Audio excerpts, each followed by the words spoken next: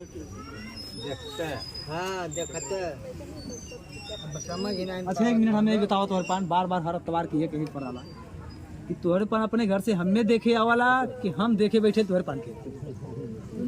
समझदार जो हो बताओ, एक बार बोलो। तुम देखने आते हो हमारी दर्शन करने, हम बैठते हैं तुम्हारी दर्शन करने के लिए? नहीं हम लोग बैठते हैं फिर उल्टा शब्द क्यों कहते हो? आते हो दर्शन करने, दर्शन कर लिए, पर प्रसाद ले लिए, कल बाबा हमें देखा। ये कौन शब्द है? ये कौन शब्द है?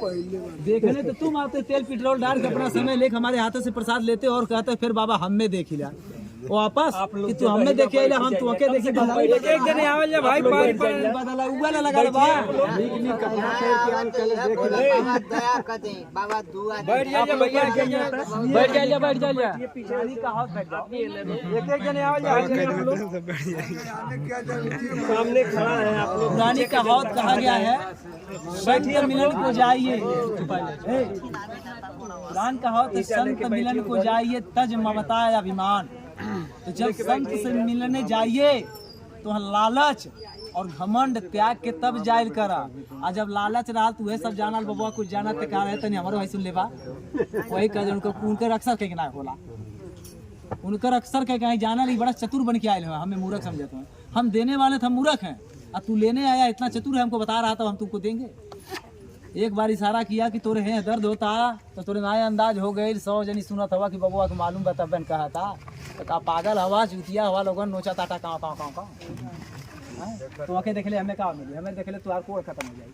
पहले बताओ इनके ताक ले तो कोड़ खत्म हो जाए, तो के देख ले हमार का खत्म हो गई, तपस्या खत्म हो जाए। तो के तक काहे ताकि तो के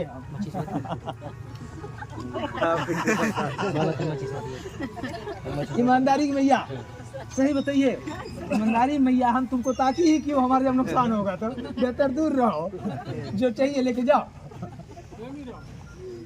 वही ना ईमान है। आप मेरी माँ बहन बेटियां, आप किसी और की पत्नी है, आप किसी और की अमानत है, तो हमें अपनी माँ की निगाह से ताकना चाहिए, बेटी बहन की निगाह से। उस निगाह से ताक लेते हैं, कुछ दे देते हैं, बाकी क्या जरूरत है? तू कहते बाबा देखा ना हमारे बस का ना